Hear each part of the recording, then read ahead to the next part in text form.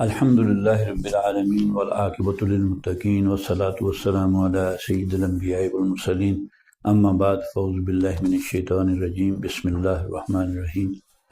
آج کا سبق پڑھنے سے پہلے پچھلی ذرا ذہن میں لے آئیں چیزیں جو ہم نے کی ہیں۔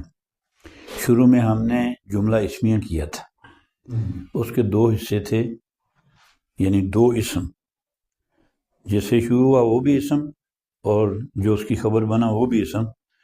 تو ہم نے بغیر کسی ٹرمنالوجی کے یہ سیکھا کہ دو اگر اسم اکٹھے ہوں تو اس کی خاص نشانیاں تھیں۔ پہلا جو ہے مبتدا اور دوسرا خبر بنے گا تو یہ جملہ خبریہ ہو جائے گا۔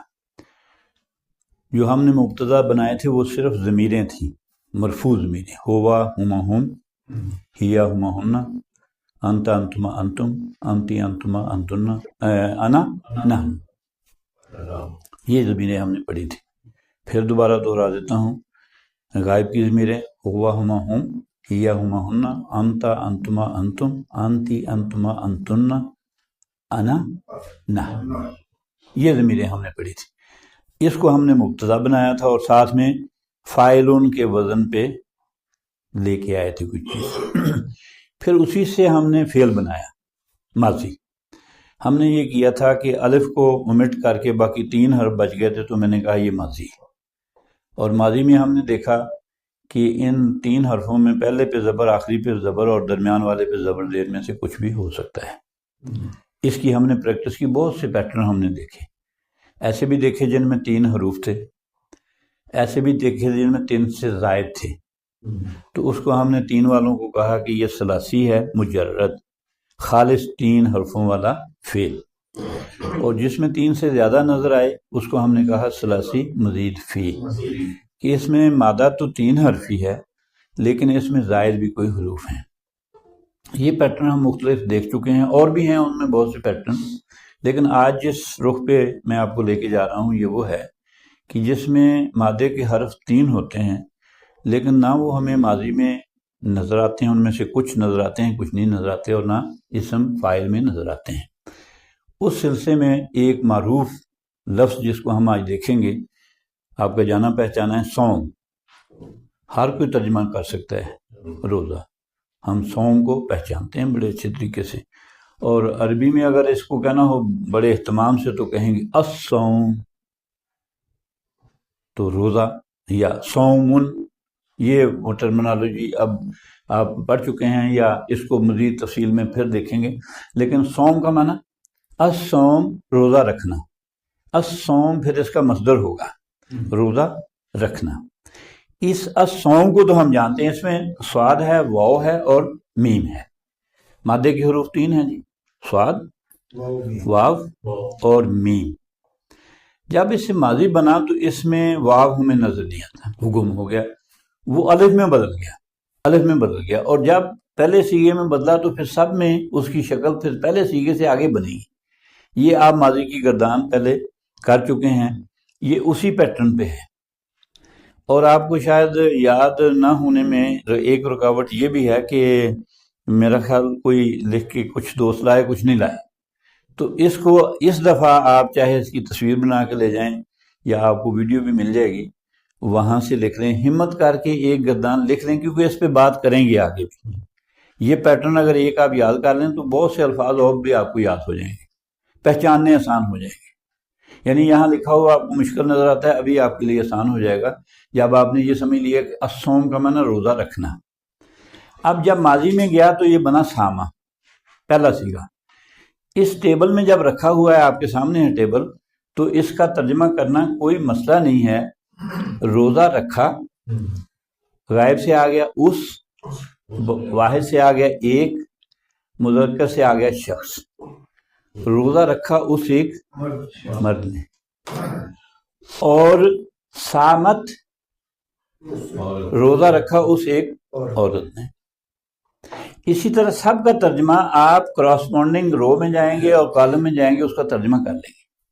میں بیچ بیچ میں سے کر رہا ہوں، مثلا سم تو ترجمہ کیا ہوگا؟ میں نے روزہ رکھا، اور سمتا تو نے روزہ رکھا، واحد میں ہے، حاضر میں ہے، سمتا تو نے روزہ رکھا۔ اچھا اب یہ میں مثالیں آپ کو دے دی ہیں، اب اس سے سارے آپ جملے بنا لیں گے. الصوم سے کتنے جملے بنیں گے؟ یہ ماضی میں جا کے 14. تو جملہ فعلیہ کی تعریف یہ تھی کہ جس میں فعل اور فاعل ہو تو جملہ بن جاتا ہے، مفعول نہ بھی ہو. اگر مفعول بھی ہو تو وہ بھی جملے کا حصہ ہوگا. تو اس میں ہم نے دیکھا کہ سامہ جو فعل ہے اس کے اندر ہی ہوا ہے جو کہ اس کا فاعل بن رہا ہے. یہاں ہونے کی وجہ سے بھی آپ کو فوراً پہچان آئے گی کہ اس کے اندر ہی ہوا ہے. تو یہ فعل اور فاعل مل کے کیا بنا؟ جملہ فعلیہ.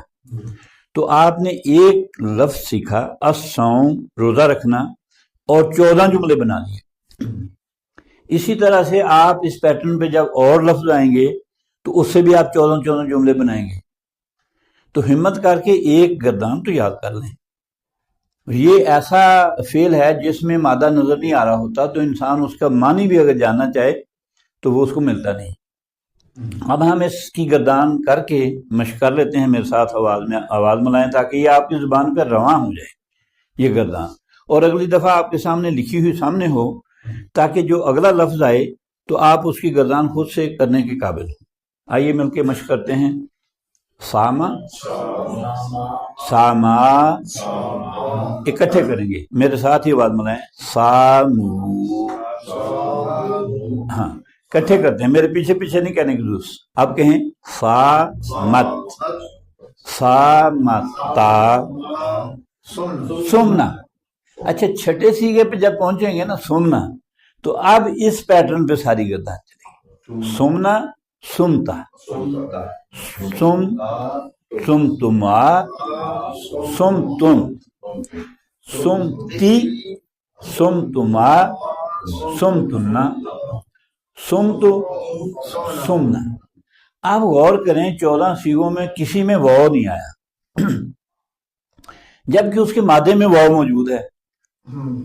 تو جب آپ سم تننا پڑھتے ہیں تو آپ کو نہیں سمجھ آتی کہ روزہ کدھر ہے. اس میں سوم تو کوئی نہیں. سواد مین ہے، 2 لفظ ہیں، سب میں ایسے ہے. سمتا اور سمتی میں فرق کیا ہے؟ تا زبر کے ساتھ آیا تو مذکر نے روزہ رکھا، اور زیر کے ساتھ ہے تو ایک عورت نے روزہ رکھا. لیکن اس میں واو تو ہے ہی نہیں. جو رکھا گیا ہے جو چیز وہ تو اس میں ایک لفظ ہی مسنگ ہے. تو یہ ہوتی ہے بات جو یہ مشکل سبجیکٹ میں سے ہے، لیکن آپ کے لیے آسان کر کے پیش کر دیے. ورنہ یہاں تک ماضی سیکھتے سیکھتے لوگ ویسے ہی کہتے ہیں جی بڑا مشکل ہو گیا کام. تو آپ کو ڈالا ہی پہلے مشکل میں ہے کہ آپ پہلے سے جملہ فعلیہ بنانا شروع کر دیا. اب جملہ اسمیہ کی طرف آئیں. اس سے جو بنے گا نا جی الصوم سے اسم فاعل، وہ بنے گا صائمن. صائمن. اب اس میں دیکھیں الف ہے اور وہ جگہ جو واو کی ہے وہ کون لے گیا؟ فاعلن میں الف تو ہوتا ہی ہے نا. فاعلن عین کی جگہ پہ یہاں کیا آیا؟ عین کلمے کی جگہ حمزہ. جبکہ الصوم سے بنائیں تو یہ بننا چاہیے صاومن.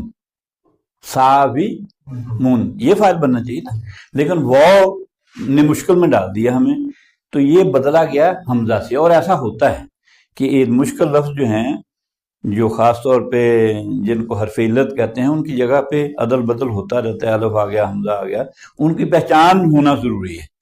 تو یہ حمزہ جو ہے نا اس نے ریپلیس کیا واو. اس لیے یہ صائمن ایک روزہ رکھنے والا مرد. ایک روزہ رکھنے والا مرد. اب 2 مرد ہوں روزہ رکھنے والے ہم کہیں گے صائمان، اور زیادہ ہوں تو صائمون، اور عورت ہو تو صائمتن. صائمتن.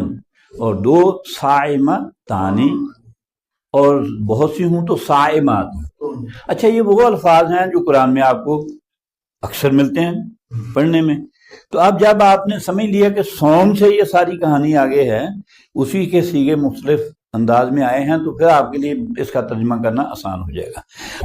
اب یہ دونوں گردانیں میں نے اس لیے آپ کے سامنے رکھی ہیں آج اکٹھی کہ آپ پہلے تو ایک گردان بنا کے لانی تھی، آج آپ کا کام ڈبل ہے.